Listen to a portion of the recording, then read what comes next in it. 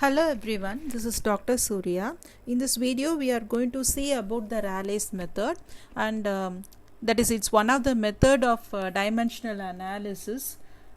This Rayleigh's method is named after Rod Rayleigh, and this is a conceptual tool which is used in physics, chemistry as well as in engineering. This method of Rayleigh's method of dimensional analysis.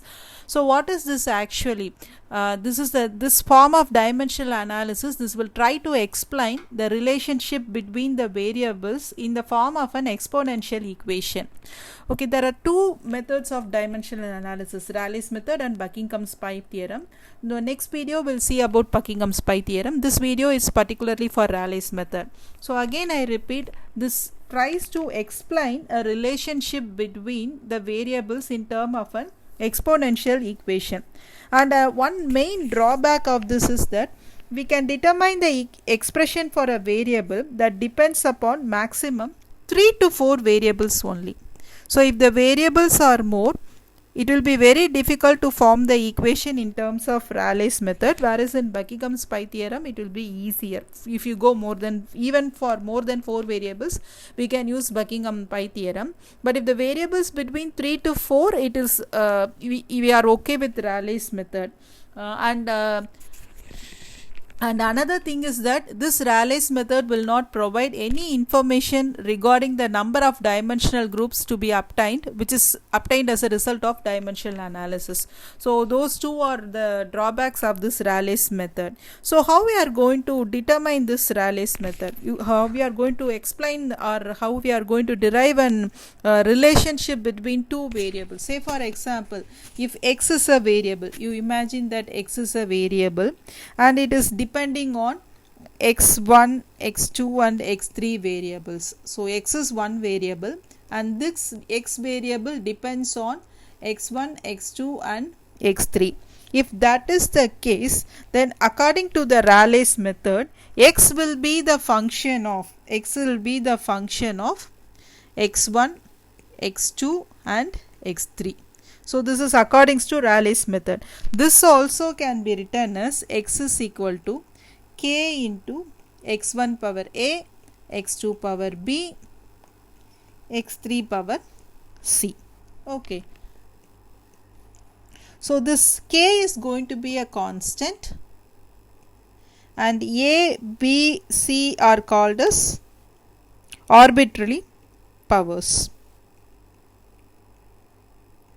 So we have to obtain the value of a and b and c by comparing the powers of the fundamental dimensions on both the sides, on both left hand sides as well as in the right hand side, and thus we can derive an expression for a dependent variable. So here x will be a dependent variable which is dependent on x1, x2 and x3. Okay, now I'll tell you the steps to determine this Rayleigh's method, then we'll work out a problem, so it will be much easier for you to understand if you work out a problem. So first thing is that what are the steps that is involved in the Rayleigh's method. The first step in Rayleigh's method is that we have to determine a relationship, or we have to establish a relationship between dependent and independent variable. And second one step is that we have to set up an equation between this dependent and independent variable. And third is that we have to get the unit and dimension for each and every variable, that is for both dependent and independent variable we have to get the unit and dimension. And the fourth step is that we have to use these dimensions which in step 3, so that we can determine the unknown value of a, b, c and d using the principle of dimensional homogeneity. And the last step is that we are going to substitute all the unknown values of a, b, c and d, that is arbitrary powers, in the equation which was formed using dependent and independent variables that we have set up an equation in 2, right? So in that equation we will be substituting all the unknown values and then we will get the expression for the variable what we want. So let us solve one simple example, that is, find an expression for the drag force on smooth sphere of diameter d. It is moving with a uniform velocity v in a fluid of density rho and dynamic viscosity mu. mu. First here, what is the dependent variable here? So we have to determine the dependent variable as well as independent variable. So first step is that here the dependent variable is going to be drag force.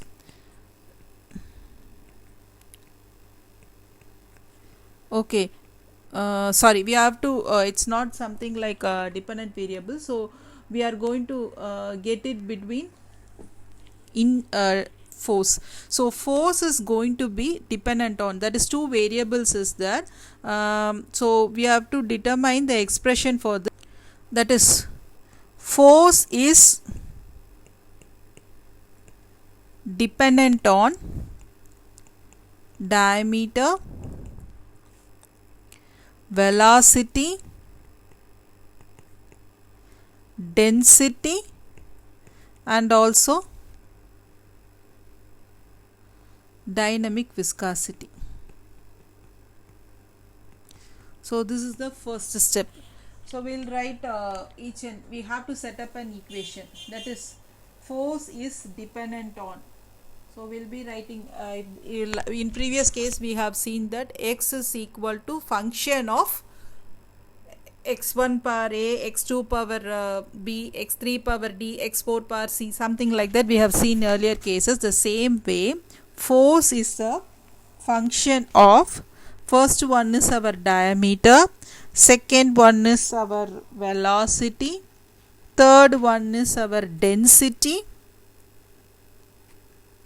and fourth one is our viscosity. So if anything is not given, you can take which viscosity is not given, we can take it to be kinematic viscosity. So in order to replace this function, I will be writing this as F is equal to K into d power A, V power B, rho power C, mu power D. So where K is going to be a constant and A, B, C, D are going to be the arbitrary powers. Now we'll come on to our third step. Third step is that we have to get the dimensions for each and every term. So first term is our force. The dimension for force is nothing but mass into acceleration, which you have seen in our previous video. So the dimension for this force is nothing but m L T power minus 2. So I'll keep this as equation number 1. And next is dimension for diameter. Diameter is nothing but we used to denote it as meter or something, that means length. Diameter, the dimension is L. Next is velocity. Velocity is change in distance by time taken. Distance means length, L by T, which is L T power minus 1, that is meter per second. In simple I can say that meter per second. So meter per second is LT power minus 1. And next is our density. Density rho. Density rho is nothing but mass by volume. So which is m L power minus 3. So next is kinematic viscosity or viscosity mu.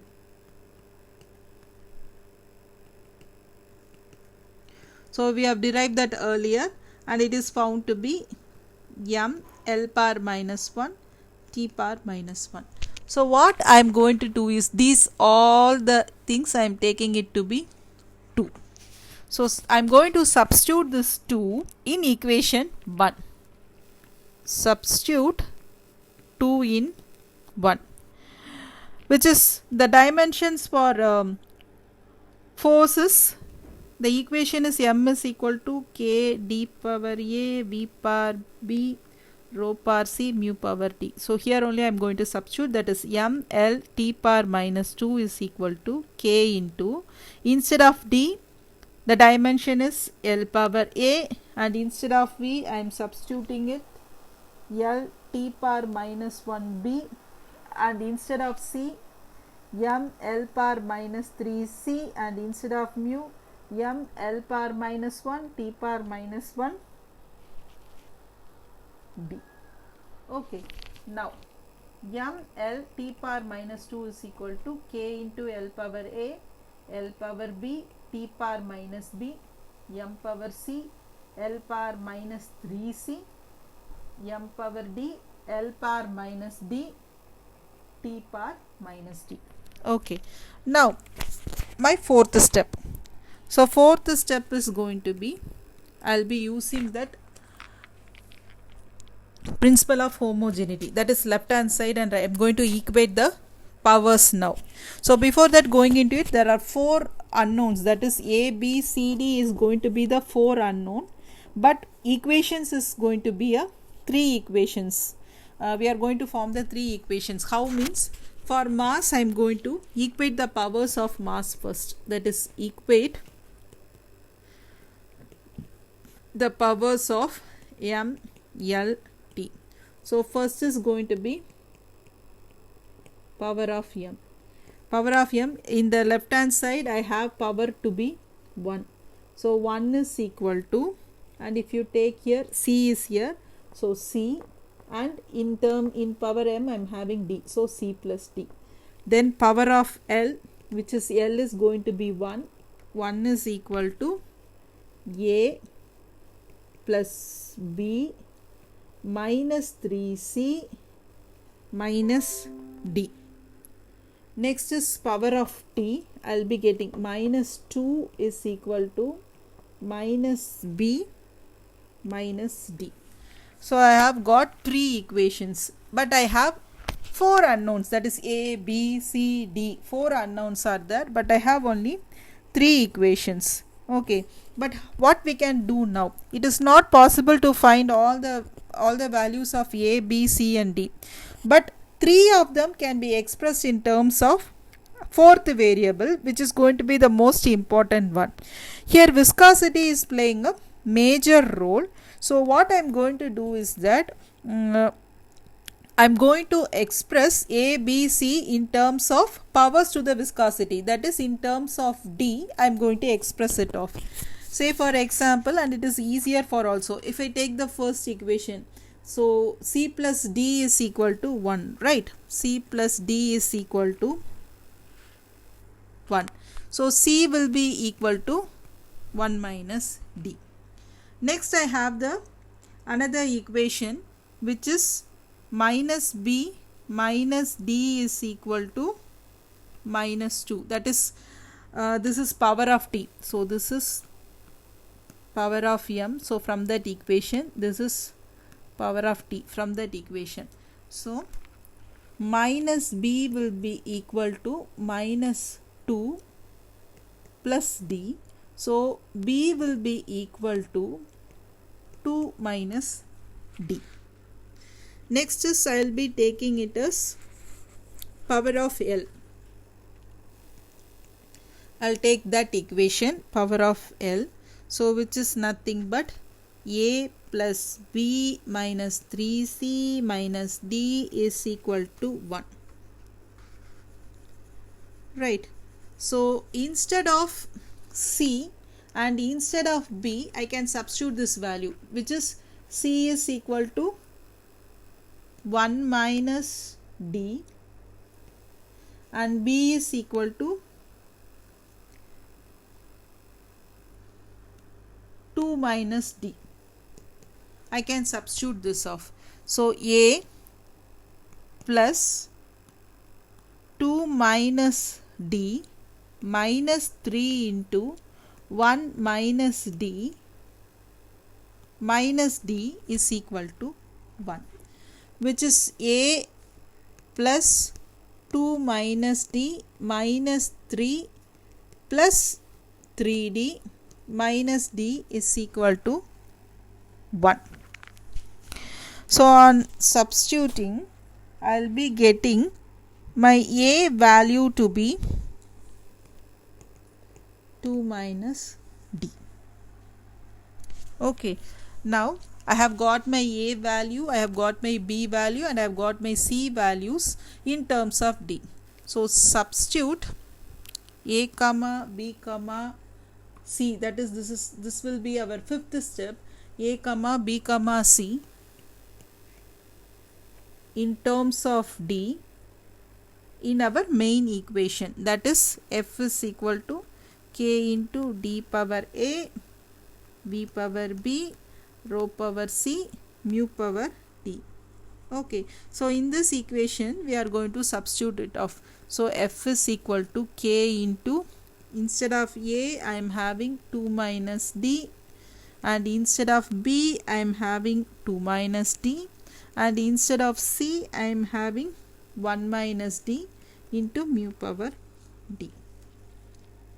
Okay, now I can separate it as k into d square d power minus d, v square v power minus d, rho power minus d, mu power d.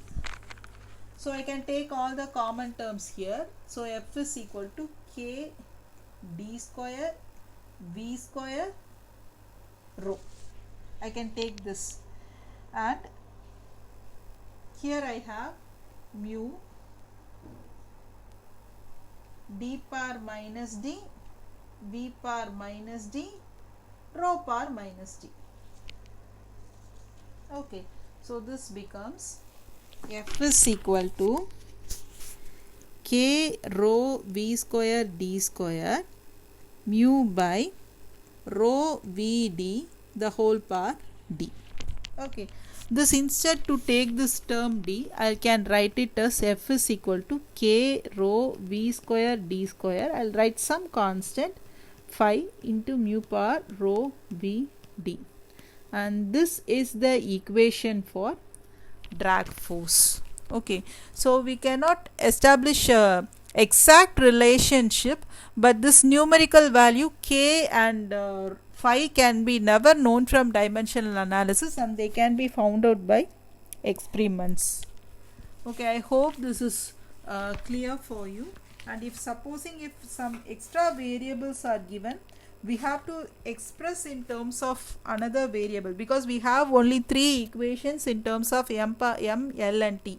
And if the unknowns are going to be 4 or 5, which I have told earlier, so if the unknown variables is going to be 4 or 5, it will be complex for us to explain it off. So, and it will be very difficult for us to explain it off. So that is the problem with this Rayleigh's method. Okay, thank you and happy learning.